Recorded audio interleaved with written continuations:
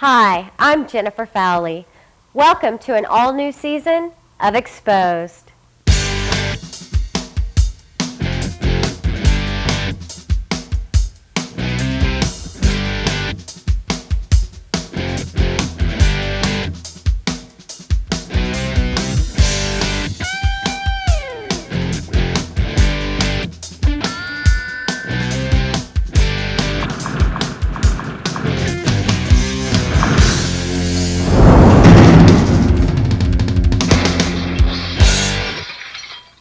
To start on a light note, we present you with the Not News. We here at Exposed have noticed a disturbing trend in the news: stupid criminals. In Pennsylvania, a bank robber was sentenced to 24 years in prison. Instead of masks, he and his accomplice thought that rubbing citric acid on their faces would somehow blur their images on the security cameras. Police in Wichita, Kansas, arrested a 22-year-old man at an airport hotel after he tried to pass two $16 bills. Police in Cocoa Beach, Florida, were called to the scene of a holdup at a convenience store. Upon arrival, the officers were confronted by an armed male wearing black spandex shorts and a yellow bra. It took several minutes for the thief to be captured because the officers could not stop laughing long enough to arrest him. Want to know what the main problem is with stupid criminals? They lead to stupid lawsuits.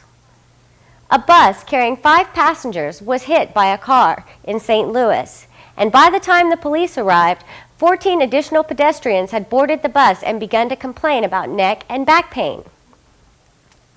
A woman is suing a TV weather forecaster because she said his prediction of sun caused her to go out in the rain and consequently catch the flu. The parent of an MIT student is suing the school because her son stuck a bag over his head and inhaled laughing gas. A recent lawsuit against McDonald's stated that they were responsible for the obesity in some children who had consumed their food. One mother said she wouldn't have let her son have a Big Mac, fries, and an ice cream shake if she had known the food was unhealthy. And the problem with stupid lawsuits? They lead to stupid product labels. Directions on the bar of Dial soap say, "Use like regular soap." A warning on the bottle of Nytol sleep aid states, "May cause drowsiness." And the warning on a manual of a microwave oven reads, "Do not use to dry pets." The label on a toilet cleaning brush warns, "Do not use orally." And finally, our favorite, a label on the box of a brand new VCR states, "Instructional video on hooking up your VCR included."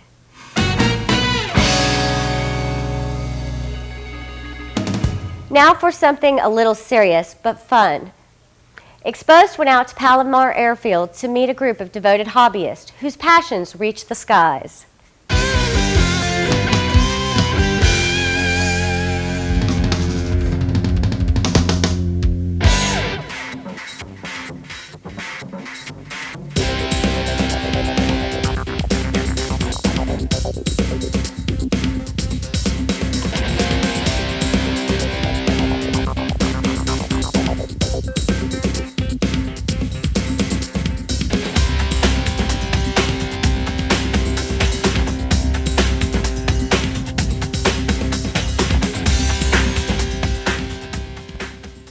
Hi, I'm Ivan.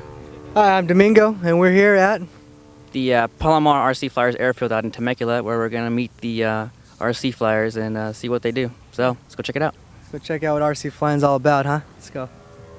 Okay, hi, my name is Domingo. We're here with Exposed for Cal State San Bernardino, and I'm here with Joe Phelan. Okay. What are the what do you need to do to get a certificate or license or to fly? Well, what you need, first of all, you need to join what they call the AMA. It costs you about $58, and it gives you a $3 million insurance policy in case you have an accident, hit a car, hit a person, or whatever. And then you become a club member, and this particular club is $150 for initial fee, and that's a $50 fee assessment. and $100 membership. And after that, we furnish the instructors and the buddy boxes. You need what they call a trainer plane. You can buy the whole thing for about $350. You can get started in the hobby. So it takes about $350, $400 to get started for you folks who are interested into this. What types of engines do they have? Are they different? Some are, what would you call it, bigger, stronger? For example, what do we have here? This is probably a 180 engine, and this is called a Laser 200. Okay. And over here, I think you might have a 120, and this is an extra 300. And they probably go, maybe 100 miles an hour. And the jets, how fast do they go? 200-300 miles an hour. They can really whip them. Hey, Joe, can you also tell us about combat, what you were just talking about? Yeah, we have meets here, combat meets. They put the 5, 6, 7, 8 airplanes up in an imaginary box, and they use 30-foot streamers. And the idea is to cut the other man's streamer off. And of course, there's an awful lot of mid-air collisions. It's real spectator sport. It's a lot of fun. And the airplanes are only $40 or $50, but they go between 80 and 100 miles an hour.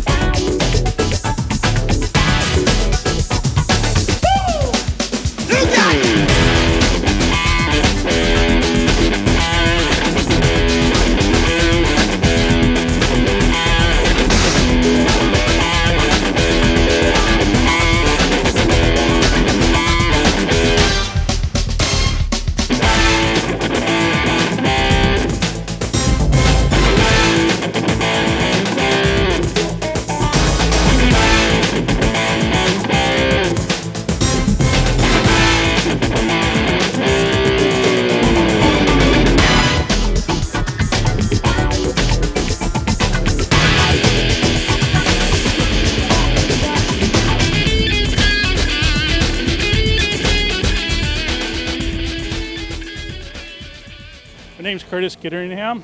He's a trainer, yes? The head instructor at the Palomar RC Flyers.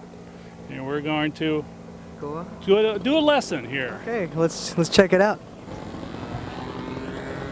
Okay, right now they're taking off. Oh, come on. And we have a dead stick.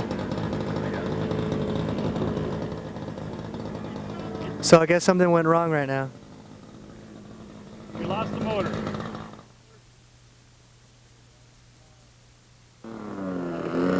Here we go. Round 2 of the plane. Take it off. So I guess now they're taking off. And the engine seems to have failed again. Here comes the trainer plane, going for a third round.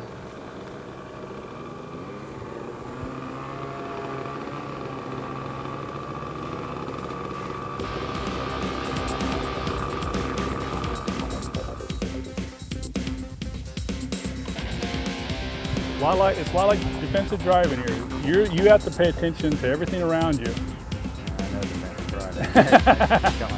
There you go. So you fly around, fly level.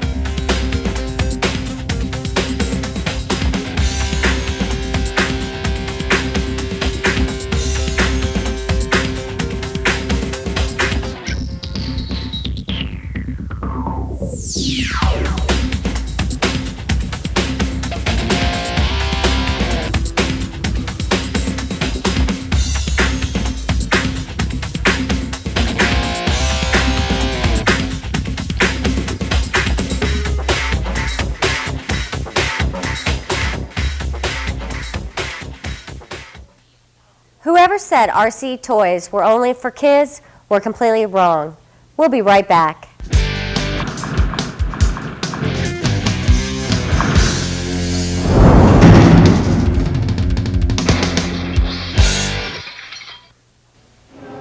A lot of drivers ignore this warning.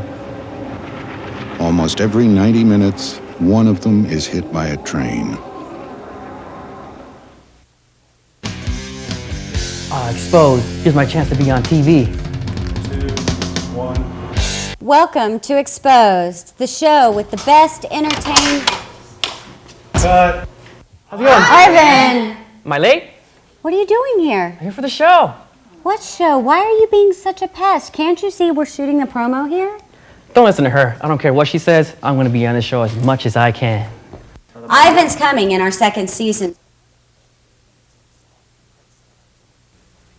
Special days call for special gifts.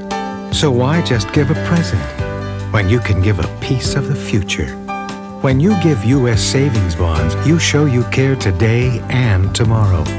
Get them at your bank and ask for a U.S. savings bond gift certificate. Give U.S. savings bonds, the gift they'll treasure today and tomorrow. It's like in America.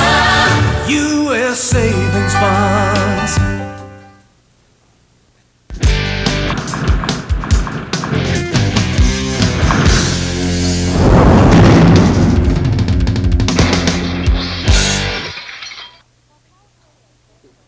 Welcome back. While California is most famous for its beaches and movie stars, California also has many other points of interest. One of our reporters took a trip to the desert, and here's what he found.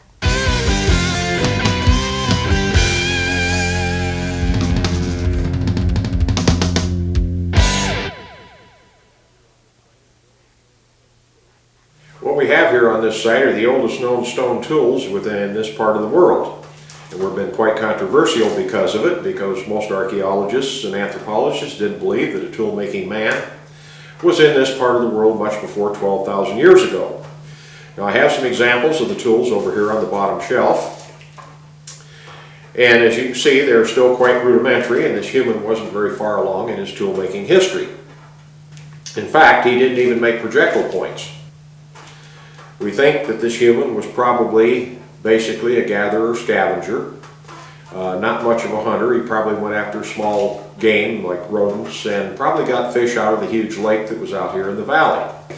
We've collected about 11,000 significant pieces of archaeological material, and the examples we have over here are fiberglass castings of those originals. The originals are housed down in the San Bernardino County Museum in Redlands. When we examine our stone material for work as to being a tool like that, the first thing we look for is a conchoidal flake, which is like this. It has a striking platform, has a bulb of percussion, has compression waves that travel down through the stone.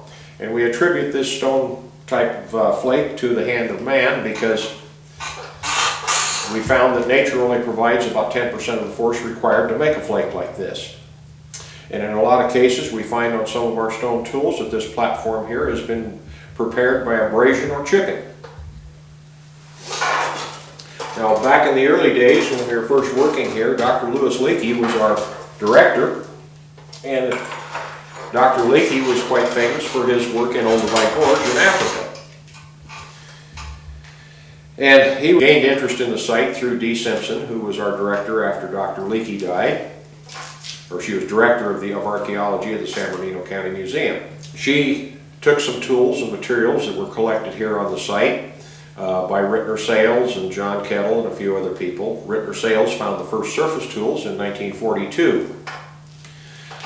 And of course they began searching up here in this area after searching the Mojave River channel for later tools and materials.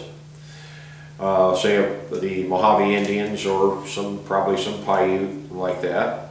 And they started, after Rittner Sales found the tools up here, they started searching up here. Well, in 1957, Dee Simpson and John Kettle found some very significant tools over here in the lip of the bentonite mine. And those tools, among some of the other surface materials that were found, were taken to Europe in 1959 by Dee Simpson. And she showed them around there, and while she was there, she got word that Dr. Leakey was going to be in London. Well, knowing Dr. Leakey's beliefs and theories on distribution of humans around the world and like that, well, she flew to London. And she took some of the tools there. She was granted a 5-minute interview by one of Dr. Leakey's aides. And of course, when Dr. Leakey saw the tools, well, the interview lasted several hours. And of course, Dr. Leakey didn't visit the site here until about 1963, at which time he did a little digging up here in one of the miners' cuts. And he did quite an extensive surface survey. He put down 4 little rock markers up there, and he said, dig here, which became Master Pit 1. It's a 25 by 25 foot pit, 20 feet deep. Took us about 8 years to dig. Most of the diggers will dig about a ½ inch a day. Anyway, one day Dr. Leakey was sitting over here on the flaking area, and he was showing us that you could make a usable tool in about 30 seconds. So I took a piece of obsidian, and I prepared a striking platform, and I struck the flake right here, and I got a nice conchoidal flake came off with a bulb scar, and the compression waves. And this edge right here was quite sharp, which it could be used to skin an animal, cut up meat, cut up a hide, and on several occasions I had people cut up fingers. In fact, I've dulled this edge because I had a lot of people going like this to see if it was sharp, and it was. Here's an example of the material that would have been used to make tools, and this is in the rough state here. And if you look at this side shows what it looks like if you cut and polish. Unfortunately, our tool making material here is also a gemstone. We've been digging here for 39 years now, and for the first 4 years we did have a paid group of college students and other people that were digging here. A crew varied anywhere from about 15 or 20 to probably about 25 or 30. And after the funding ran out that we got from Dr. Leakey got us from the National Geographics, well, we basically rely on volunteers to dig here. Our diggers come up here on the first weekend of the month, October through May, and they camp out over here in the parking lot, and they work for the weekend. And of course, being as how we got volunteers only here on one weekend, well, the digging's gone quite slow. Calico Early Man Archaeological Site is located just north of Yermo, California, off Interstate 15 and Mineola Road. For more information, contact Friends of Calico at area code 909-307-2669, extension 265. Who knew rocks could be so interesting? Don't go anywhere. Exposed will be right back.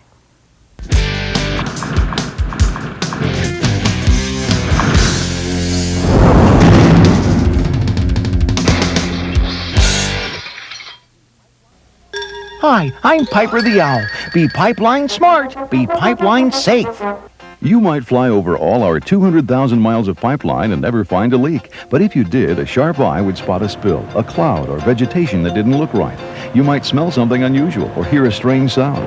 If any of these things happen, avoid making sparks, leave quickly on foot, and call the police, other authorities, and pipeline companies. Remember this word to the wise. Be pipeline smart, be pipeline safe.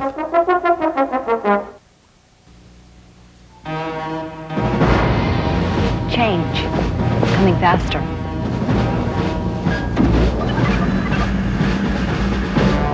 Only those with high-tech skills will excel. Power, beer 1 wine, holding short of 1 6. I'm getting those skills now in the Air Force. It's giving me powerful tools, education, training, and experience. With Air Force skills, I can keep up with tomorrow's changes, and so can you.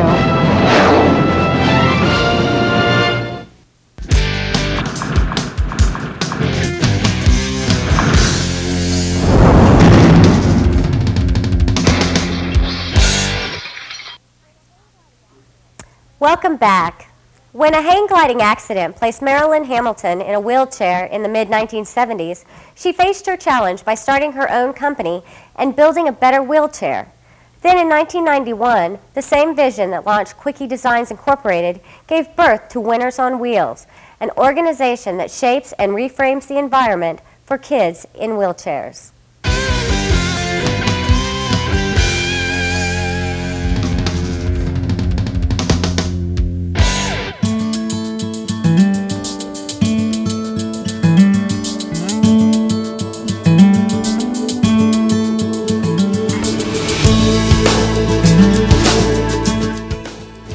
Hi, Hi, my name is Chris Metler. I work with Winners on Wheels, which is a national organization for children in wheelchairs.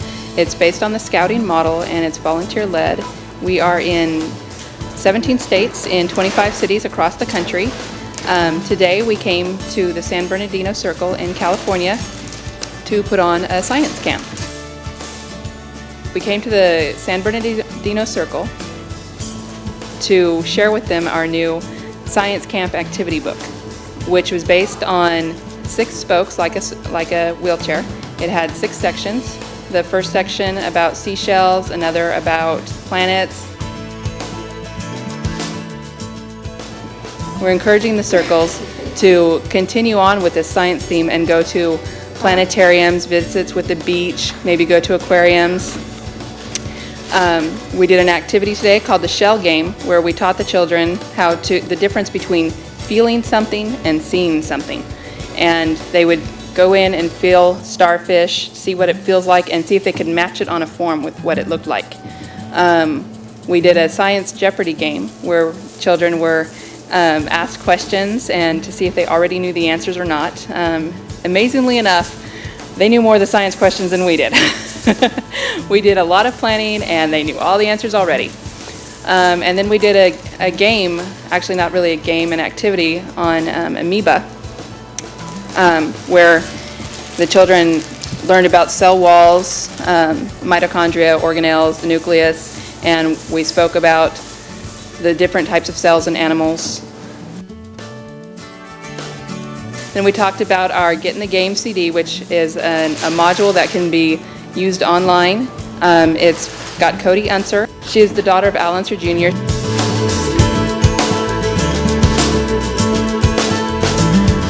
American Honda Foundation funded a grant for us, which allowed us to bring science activities and create a new science book that we could add to our curricula, which children will be able to earn badges for. Panda Express was wonderful. They donated the food for today.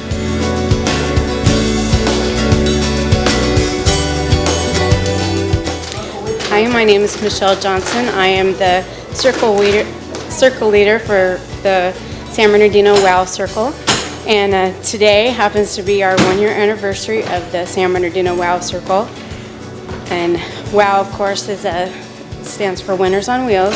And it is a club similar to Scouts for kids in wheelchairs. I started the San Bernardino WOW Circle because I am raising my nephew who is handicapped in a wheelchair. He has spina bifida. And I knew that there was a great need for more activities for kids in wheelchairs to participate in. And I also knew there was a great need for somebody to encourage these kids to be more independent and to want to do things and have something to do with their time that they find interesting. And most of the time these kids are interested in the same things that other kids are interested in, and that's what I liked about WOW. We do all this, basically the same activities that you find in other clubs, with just a little adaptation for the wheelchair environment and for the kids being in the wheelchairs. I love all my kids. They're a lot of fun, and I love participating in WOW. It gives me a tremendous feeling to interact with these kids. They are just so uplifting to work with.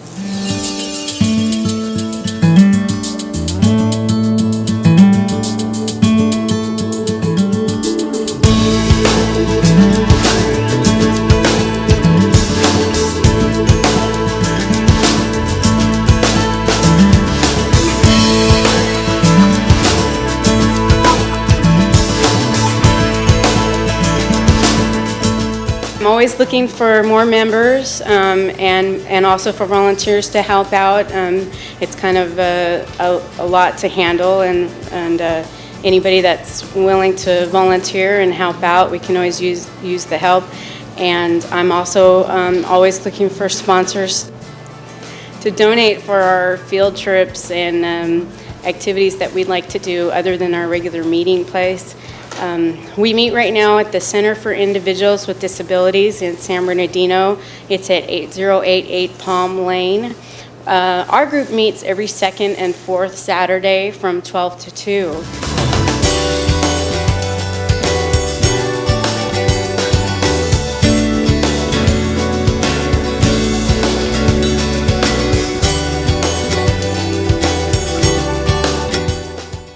We also have a web page. The address is www.wowusa.com, and that's another way to get a lot of information about the kinds of things that WOW does and how to join up and talk to anybody about WOW, and also get a little history on the organization.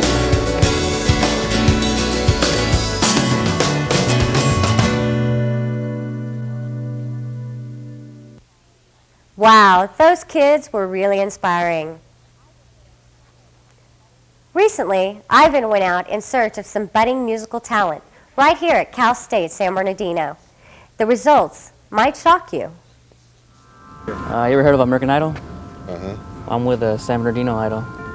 You want to try it real quick? Or? I don't have any talent, so yeah. You know. Well, we're just a local chapter, so it doesn't really matter. Not today, though. Thanks. All right. Like to be on TV, sir? Sure, what are we doing? I'm with, you ever heard of American Idol? Yes, I've heard of American I'm with San Bernardino Idol. San Bernardino Idol? Yes. Would you like to do a quick tryout? What do I have to do? Give me an a cappella of I Will Survive. At first I was afraid, I was petrified. I kept thinking I could never live without you by my side. But then I spent so many nights just wondering how you done me wrong, and I grew strong. And I learned how to get along, and now you're back from outer space. I just walk in to find you here with that sad look upon your face. I should have changed my stupid lock, I should have made you leave your key. If I'd have known for just 1 minute you'd be back to bother me. Oh, now go, walk out the door, don't come around now. You're not welcome anymore.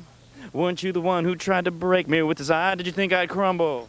Did you think I'd lay down and die? Oh, now I will survive. As long as I know how to love, I know I'll be alright. Alright? Terrible, absolutely terrible. The worst singer in America. You could go to hell. You could go to hell, you stupid British bastard. That's all for this episode of Exposed. As always, Exposed is produced, written, and directed by the students of Cal State San Bernardino. Check your local listings for the next episode of Exposed.